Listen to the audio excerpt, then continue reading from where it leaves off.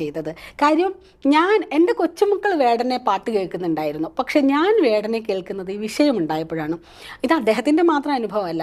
ഈ വിഷയമുണ്ടാവുകയും വിവാദമാവുകയും ചെയ്തപ്പോൾ വേടനെ തെരഞ്ഞു പിടിച്ച് കേട്ട മനുഷ്യരിലേക്കും കൂടെ വേടൻ ഉയർത്തിവിട്ട ആ പ്രതിരോധ രാഷ്ട്രീയത്തിൻ്റെ അല എത്തുകയാണ്, അതിൻ്റെ സ്വാധീനം എത്തുകയാണ്. ആ അർത്ഥത്തിൽ വേടൻ എന്ന കലാകാരന് ഇത് ഗുണകരം തന്നെയാണ്. വേടൻ മുഖ്യമന്ത്രിയെ കാണാനും താല്പര്യം പ്രകടിപ്പിച്ചിട്ടുണ്ടോ? തീർച്ചയായിട്ടും ഉണ്ട്.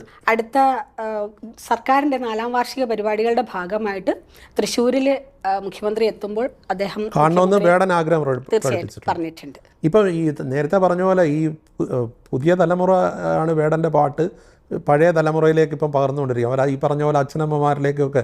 പക്ഷേ ഈ വേടൻ്റെ പാട്ട് തിരഞ്ഞ കൂട്ടത്തിൽ വേടൻ്റെ ജാതിയും ഉപജാതിയും തിരഞ്ഞു എന്നുള്ളൊരിതുമുണ്ട്. അതേക്കുറിച്ച് എന്ത് പറയുന്നു? അതാണ് അതിലെ ഏറ്റവും വലിയ ഒരു നമുക്ക് ചിരി വരുന്നൊരു ഫാക്ടർ. അതാണ്, ഞാൻ പാണനല്ല, പറയനല്ല, പുലയനല്ല,